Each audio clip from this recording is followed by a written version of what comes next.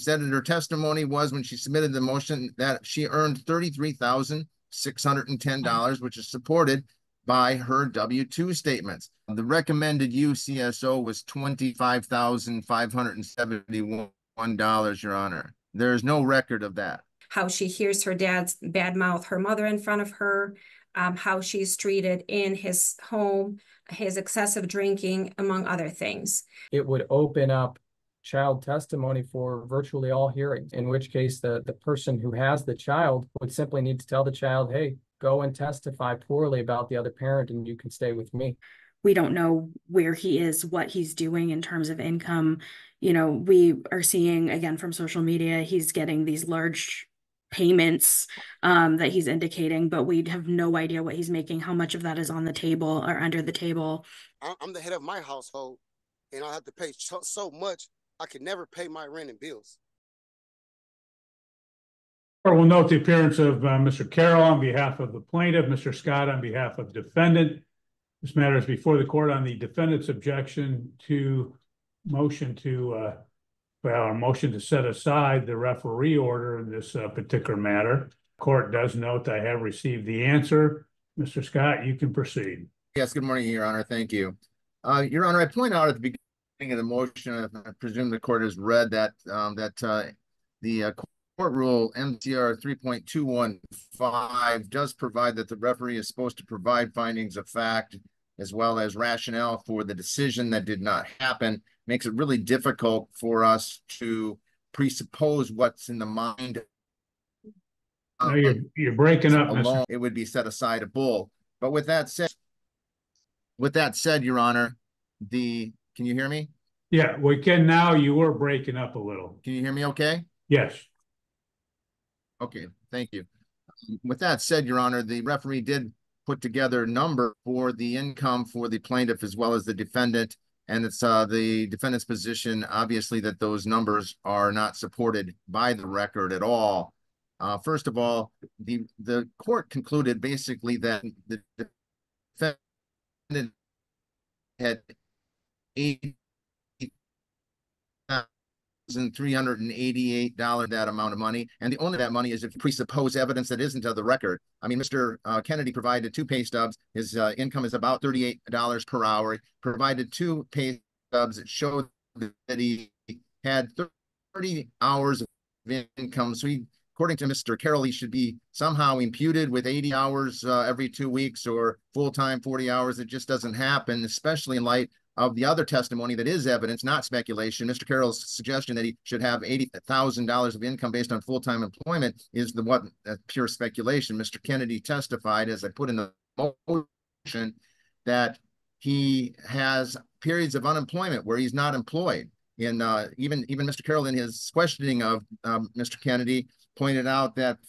during the whole month of February this year, 2024, he was unemployed. So there's no way that you can presuppose that there's going to be 40 hours per week when the evidence doesn't show that. It shows exactly the opposite of that. What you do have, Your Honor, is what Mr. Kennedy earned last year, and that's $59,266, which is proven by his W-2s, and there is no refutation to that. And Mr. Kennedy's testimony at the hearing that he is not going to earn $59,000. He wouldn't expect to earn $59,000 this particular year. So while it's true he's changed jobs, it is not true that there's 40 hours a week available to him. And so therefore, there is no evidence that he's going to have $80,000 unless we do, as Mr. Carroll objects to, purely speculate that Mr. Scott, has 40 hours per week. You broke up, and we didn't hear the last part of all of that. Okay, thank you, Your Honor. What I said was I would ask that you assess his income at $59,000, not $80,000, as the referee had indicated. That's what the record shows. That's what the evidence shows on the transcript that's before the court. Secondarily, the plaintiff's income is skewed low. Mr. Kennedy's is skewed high. The plaintiff in this matter submitted a motion to this court. And when she submitted the motion, she said that her testimony was when she submitted the motion that she earned $33,610, which is supported by her W-2 statements. The referee somehow finds 25. Okay, Mr. Scott, you're not having a good connection because $71 as her income, and it makes her even come. But with that, yeah, it doesn't look like I'm breaking up, but I'll maybe just get closer to the computer, Your Honor. Okay, yeah, you were breaking up. We were only hearing a very little.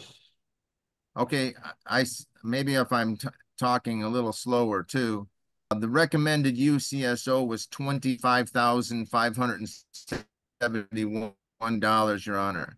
There's no record of that. Her own motion that she signed said that she made. Are you able to hear that? No, it broke up again. So I got the gist of what you're saying. Why don't we let Mr. Carroll speak? Well, I have reviewed your answer, Mr. Carroll. One real quick thing, Your Honor, just to supplement this record. She did testify specifically that she doesn't report all of her tips, that somehow she just doesn't have to report them on page 10 of the transcript. And she said on average, she's making about $700 to $800. So in addition to the $33,000 that's reported on her W-2, she has additional tips that she admits aren't reported. Now, I estimated those, but it's certainly $700 to $800 when she is working, and 50% of that is her W-2. So I apologize for adding, and I appreciate the courts allowing me to do that. Okay. Okay, Mr. Carroll, go ahead. Judge, his income, I just took what his wage was per hour. I attached to the court his W-2. If counsel says he only works 31 hours a week versus 40, he didn't tell me that he didn't work 40 hours a week. This is a new job, and he only had 1 month off in unemployment with his last employer, and clearly indicate on the record that they use tarps and salamanders to heat the jobs because they're doing masonry work. And I'm sure the court has witnessed, just as I have, guys that do brickwork, they work all year round. If he has unemployment this next year, I suppose we can look at it then. But right now, we don't know if he'll have it for this particular job. His rate is $38.52 an hour. If counsel's saying he only works 30 hours a week, then maybe I guess we take it at 30 hours a week versus 40 hours a week. But he didn't tell me he couldn't work full time, and and we also know he has a second job of his own, of which he testified claiming he didn't make any money, yet he wrote off about $14,000 as transportation expenses. As to my client's income, she guessed at best tips. What counsel didn't consider is that she also has to testify that she has to tip out her other employees. She's only seasonal at the Duck Lake Country Club. It's 5 or 6 months out of the year, and the other place is only 15 to 20 hours a week. I'll agree that the front of the court, for whatever reason, used a number less than what my client's W-2 was, because her W-2 for the two places for 2023 was about $33,600. So if we took him at $38.52 times 60 hours for 2 weeks, I guess, instead of versus 80. I guess I'm unhappy with that idea. And her at 33,610. Ultimately, her income is also presumptive too. She's presumed to have made 12% on every table that's credit card, no matter what.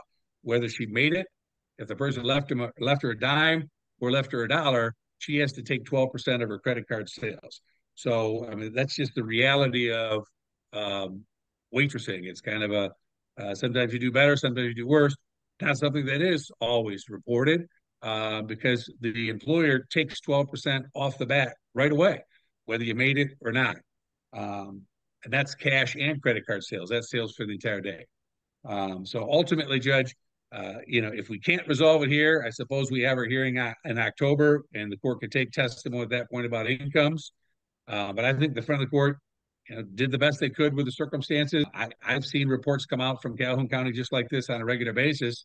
I guess I've just never faced an objection. Okay. Mr. Scott, it looks like Mr. Carroll is proposing they use the 33,610 for his client, and your client, the hourly, at 60 hours every 2 weeks. That's my understanding. Is that your correct proposal, Mr. Carroll? That's correct, Judge. That's what I have as far as his paycheck. Okay. Paycheck. Is that agreeable, Mr. Scott? Just a minute, I don't even know what that calculates out to be, so. Well, I don't care what it calculates out to be. I can't believe you're arguing for less than 60 hours every 2 weeks. That'll be acceptable, Your Honor. I think that's a fair proposal based on this record, as well as the only thing on the 33,600 is we know that she testified that her tips aren't included in her W-2, whatever they are. So it has to be more than 33,610, Your Honor. He made a proposal. Is it acceptable or not? I'm not going to argue about what minutia on this point. I can't, without talking to my client, I can't make an agreement for him. It's a proposal, and I'll ask my client if I have an opportunity, Your Honor, if I can have just a minute. Unless, Brock, are you in a position to have a position on that yourself without talking to me? Are you okay with 33,000 being used as the number? Because that's $59,280 to you, and that would be 33,600, but it's not going to include any of her tip income.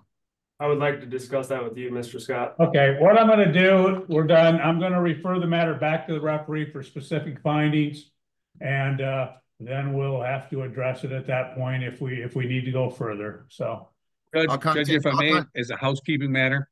Go ahead. And I'm sure the court probably doesn't, when it comes back to these show causes, we dealt with this once before when the front of the court had set a show cause on the parenting time issue. I think it was like July 13th. We spoke by telephone. I had a phone conference. We got another notice from the front of the court setting an evidentiary hearing with the front of the court referee on August 19th of 2024, which is because, and I'm not saying Mr. Scott's client's doing anything wrong. He continues to file improper parenting time objections, so they automatically kick out the orders, and they either get signed by you or they get they stamp your name, Judge. I don't know. So I'm just, for housekeeping purposes, it doesn't make sense to do the hearing since we're set October 1st.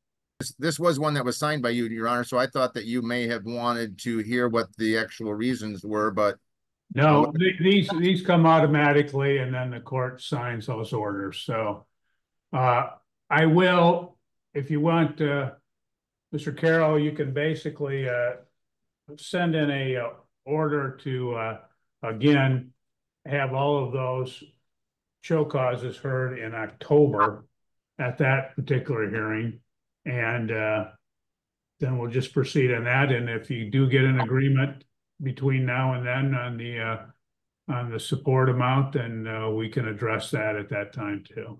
I will confer with Mr. Carroll immediately, Your Honor, on trying to resolve it short of an additional referee hearing. Okay.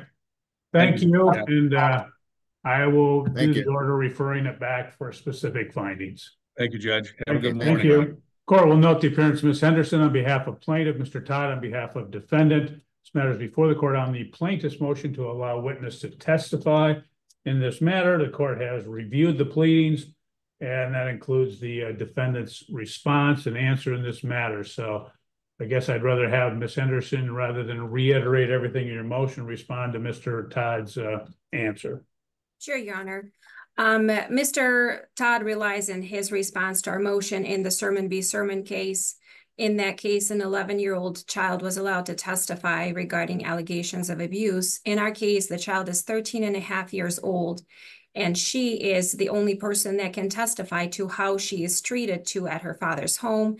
We have included some of the potential testimony in our motion, specifically how she hears her dad's badmouth her mother in front of her, how she's treated in his home, his excessive drinking, among other things. We had an expert witness in this case, Ms. Katz, weigh in, and she stated that although generally she would recommend against it, in this case, she thinks that testimony may not only be not detrimental, but it may help Macy's mental health. We have listed her on our witness list. She has been sequestered during all of the proceedings, Your Honor.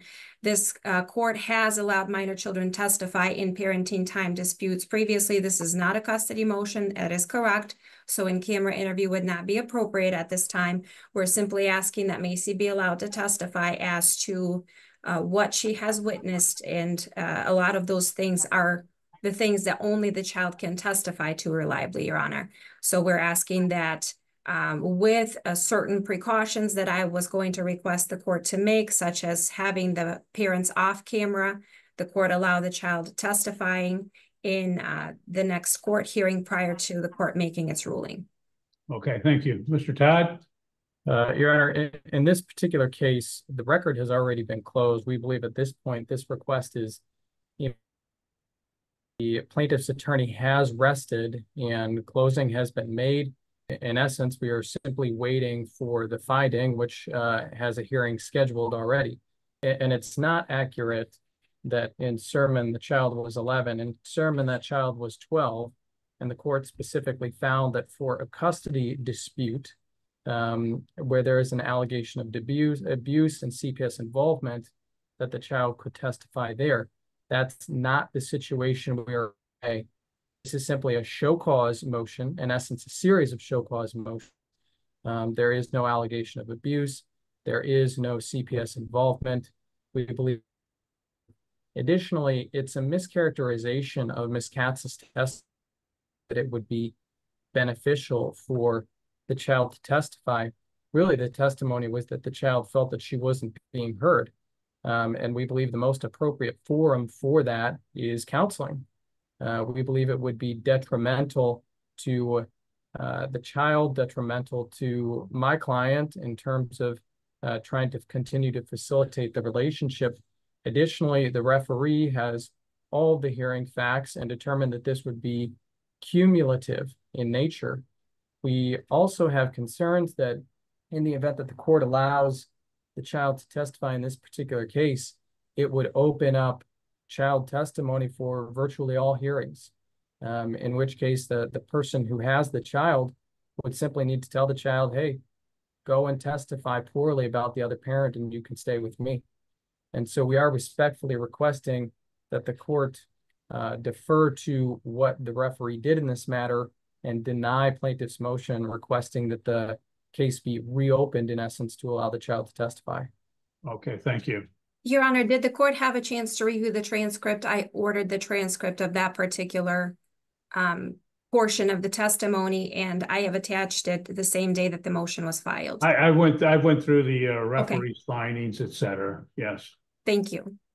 In this matter, the court notes at page 10 of the transcript, the referee acknowledges that Macy would be allowed to, testify. There'd be no prohibition based upon her age or anything else.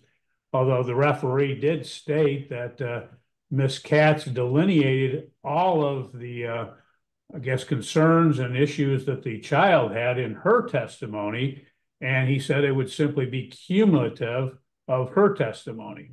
He states at page 10, the referee, I don't believe that there's anything the child's going to, I think he meant going to bring into the record that would help me to understand what I need to figure out in determining whether or not there has been contempt.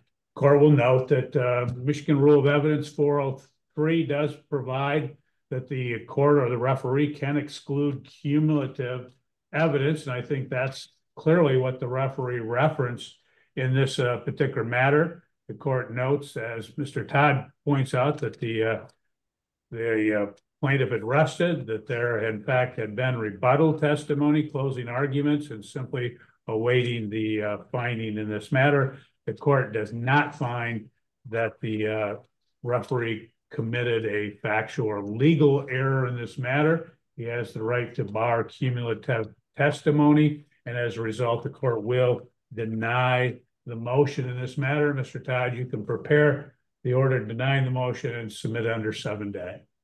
Thank you, Your Honor. Free to go. Have a good day. Thank you, Your Honor. Court will note the appearance of Mr. Umlauf on behalf of the plaintiff, Ms. Weissert on behalf of the defendant. This matter is before the court on the plaintiff's motion for temporary custody, parenting time, and other relief. Mr. Umlauf. Your Honor, the parties share 2 children, a 5-year-old and a 3-year-old, and those children lived with both parties until my client left the marital home in early April of 2024. Since the separation, he exercised parenting time every Saturday night and every Sunday night every week, and also every Thursday night. So 3 overnights per week. That changed recently, and instead of exercising overnight parenting time on Thursday night, he exercised it on Tuesday night. I know in the plaintiff's response, the defendant's response, they've indicated that that changed to, I believe, alternating weekends. That is not the case. This was something that the defendant suggested to my client, which alarmed him and prompted him to reach out and hire me to ensure that his parenting time would not be reduced. There is no reason for the current status quo of 3 overnights per week, Tuesday, Saturday, and Sunday, for my client to not continue. Both parties have a strong bond with these kids. Both of them have the desire to provide them with a stable and satisfactory environment and the capacity to provide them with food, clothing, medical care. They're both healthy, morally fit. There is no domestic violence. As it relates to the issues of child support, the parties have mostly have split most of their bills except for the following: the mortgage on the marital home that my client is currently paying on, but the defendant is living in, the parties' vehicles, car insurance, cell phones, and then trash for the marital home. My client ran child support calculations and noted that per the calculator that's available to the public online, he would be paying under the current schedule and based on their incomes approximately $800 per month. However, the mortgage is approximately $1,200 per month, and he requests that he be ordered to continue paying the mortgage in lieu of paying child support. He further requests that he pay for his 2018 Chevrolet Silverado and continue paying both parties' car insurance, while the defendant pay for her 2014 Chevrolet Tahoe, the parties' joint cell phone bill, and trash pickup at the marital home. And that for the moment, on a temporary basis, there be no child support ordered. Thank you. Okay. Ms. Weisert, what's your response? Yes, the parties do have a 5 and a 3-year-old minor children. Since separation, there has been somewhat of a changing schedule. The parties recently did an alternating weekend schedule, so my client can have weekends also with the minor children. 3 overnights per week has become very difficult for the children and also for my client spending quality time with them on the weekends. She is the primary caretaker of the children. She is able to care for the children. She has through the entirety of their lives and would like to continue to do that on a primary basis, where the plaintiff would have alternating weekends and 1 overnight during the week. That can be the Tuesday as discussed, but doing the alternating weekends again, so my client and the children have some quality time together instead of just going back and forth to school and work and things of that nature. As far as support goes, I don't know about the calculations if they are correct on his income, but my client does agree to do on a temporary basis $1,200 per month. The only thing that she would not pay at this point in time is half the cell phone, because basically the parties need to separate those things for privacy purposes. Other than that, I believe that is our response to the motion. Thank you, Your Honor. Okay, thank you. Mr. Umlauf, anything else? Just one thing, I don't believe I mentioned, we are also requesting alternating holidays, and there is no reason to drastically reduce my client's parenting time at this point when he has been an active and caring father. I would dispute the notion that the plaintiff was the defendant, was the primary caregiver. Both of them during the marriage took care of these children. And to clarify, the opposing counsel mentioned $1,200 per month as child support. That's not what we're requesting. We're requesting that my client continue paying the mortgage on the marital home, among other bills that were outlined in our motion, in lieu of child support on a temporary basis. Thank you. You had asked, you'd wanted the defendant to pay the cell phone bills for both of the parties. I assume it's on one plan. But I think in their pleadings, they state that that's something that they're separating or maybe has separated. Is that?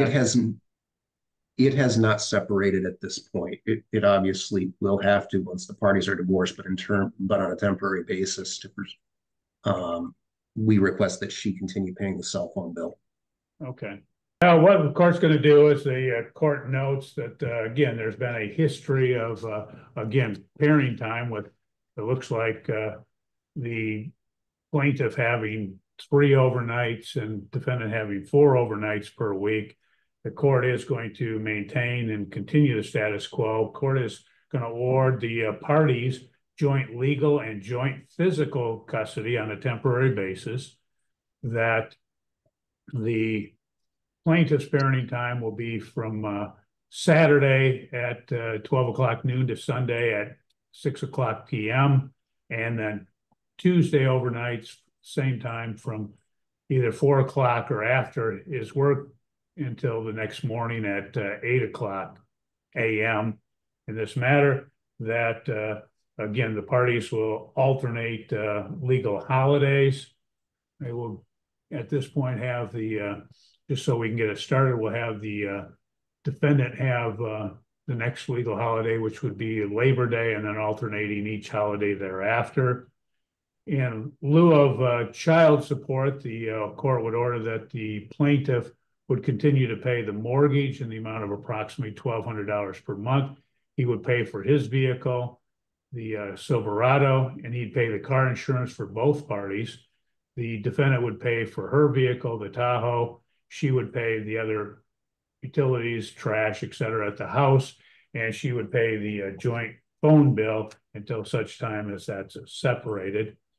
And that would be the order. Mr. Umlauf, you can prepare it and submit it under a 7-day notice of entry. Your Honor, just to clarify, I believe you ordered Saturday 12 p.m. to Sunday at 6 p.m. Yes. And then Tuesday at 4 p.m. or after work to 8 a.m. Wednesday. Correct. That would reduce my client's overnights to 2. Oh, did he have overnight on Sunday? Yes, that was what we I thought he had. I thought he returned the child. I said, why don't we do that? Then he'll return the child on Monday at 8 o'clock. Okay. That's what I meant to do. I thought that's what you were asking. Sorry. Monday at 8 o'clock a.m.? Yes, 8 o'clock on Monday. Thank you, Your Honor. On Wednesday as well. Okay, thank you. You're free to go. Have a good day.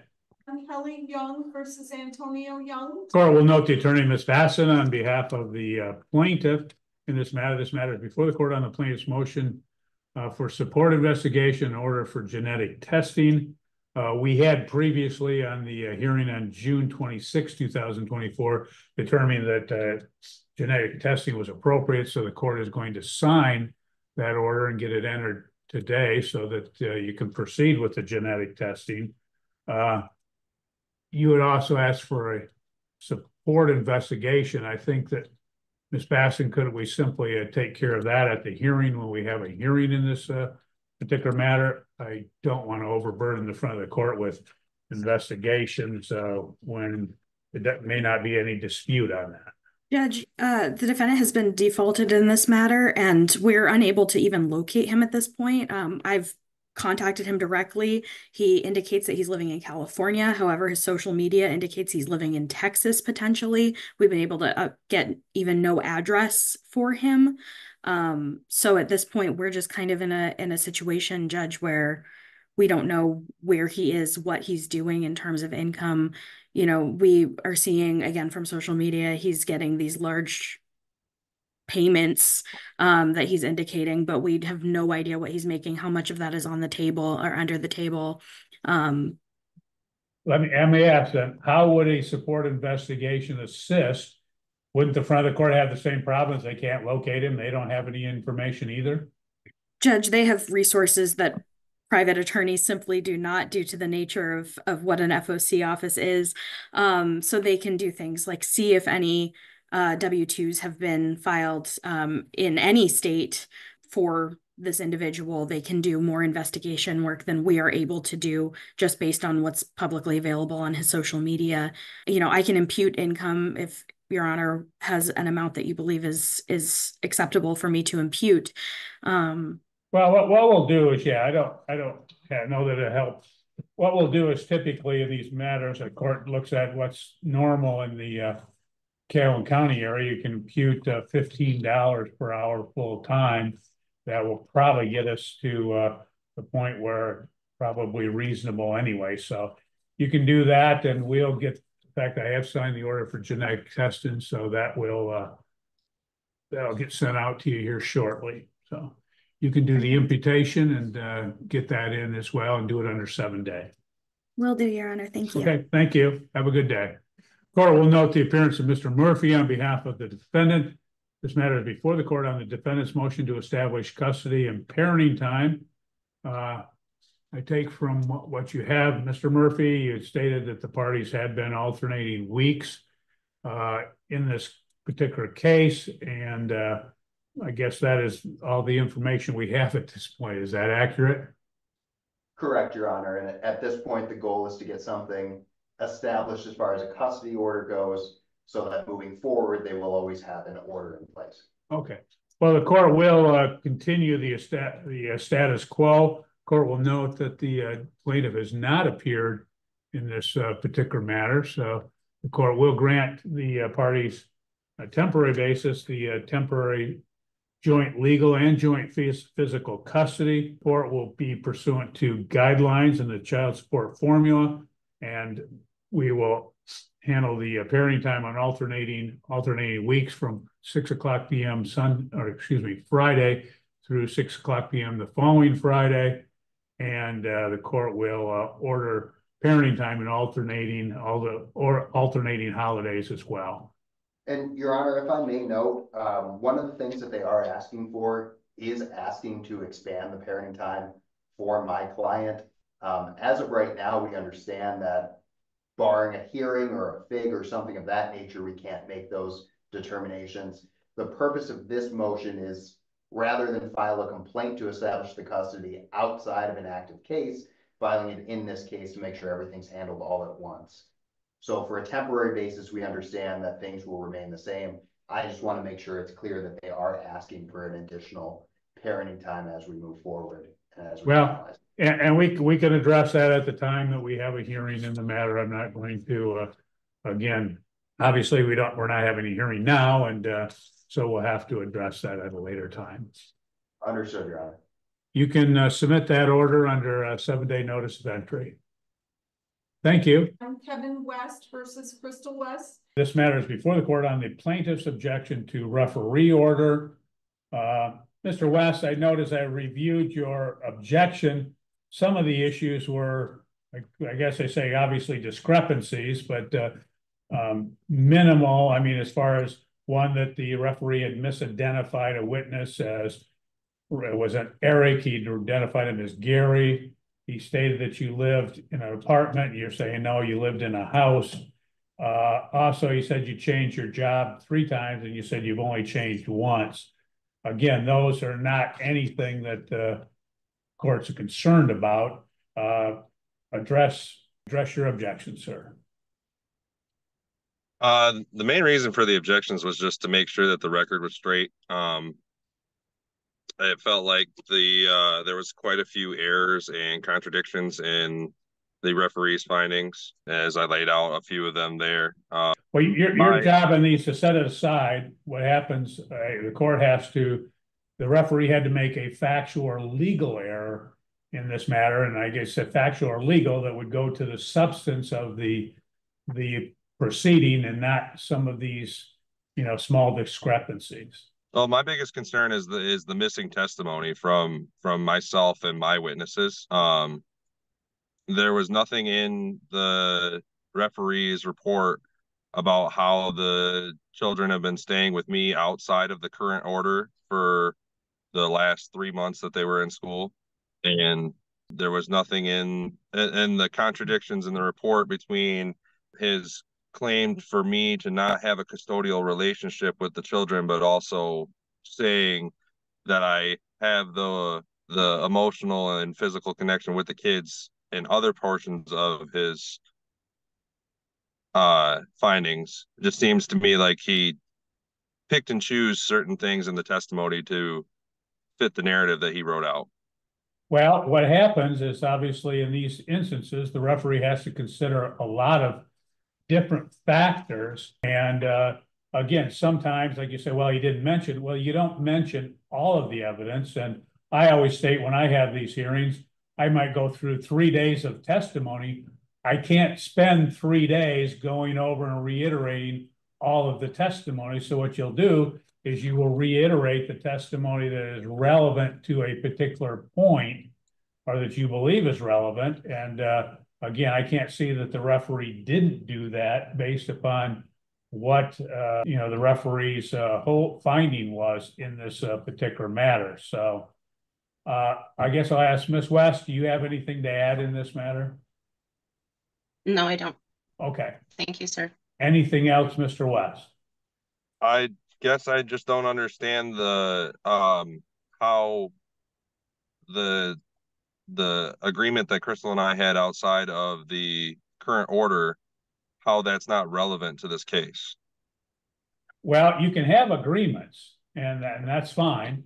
And if you do have an agreement, you want to, again, put that agreement in place, you can always do a stipulated order, which would in fact set forth whatever that stipulation is, and the court will enter it. So if you have a stipulation at some point, you can do that.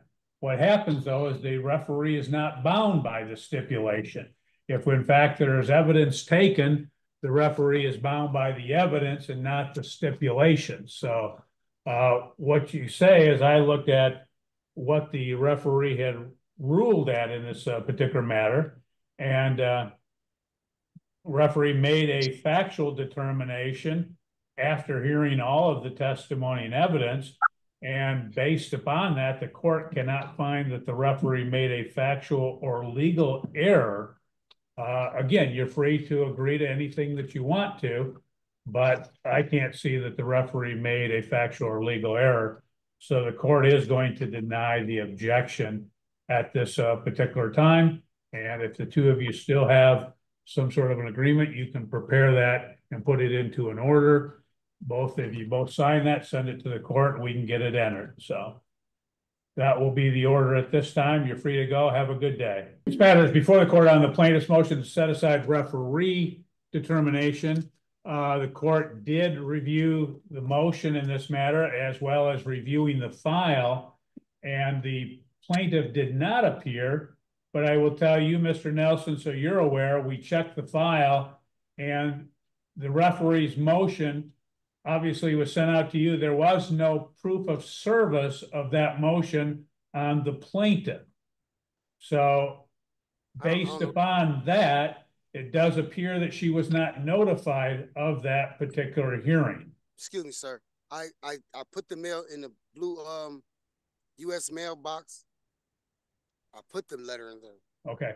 Well, there was no proof of service, and obviously the court goes upon that. If there's no proof of service, then the court can only go with based upon what the evidence shows, and the evidence shows that she wasn't served because there was no proof of service. I don't understand how she wants serving. I put it in the mailbox, Your Honor.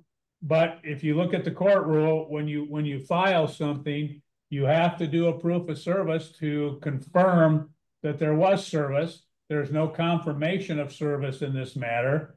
And she has stated in her motion that she was not served and did not receive that. So I can only go with based upon what the paperwork shows.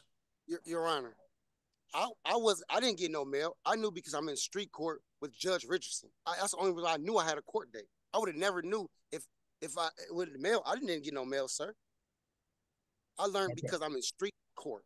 Because I have my license now and I've been doing everything I was supposed to do. I've been working my butt off, doing right. And I called. This is what happens is the court is going to refer the matter back to a referee for a full hearing on child support, because that didn't happen because based upon the file, the plaintiff was not served. So what happens, you'll get notice from the referee as to a new hearing. Is there anything else, Ms. Zinke? No, that's fine. Okay. Mr. Nelson, anything else? Yeah, my thing was I'm the head of my household, and I have to pay so much I could never pay my rent and bills.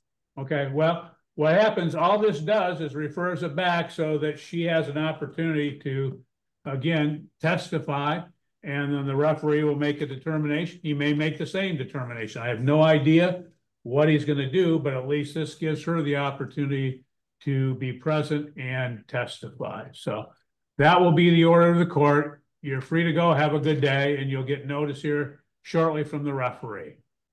Thank you. I don't care if it's $20, pay it to the court. Of course, if somebody pays $20 for the court, I tell them, why even pay it if it looks worse?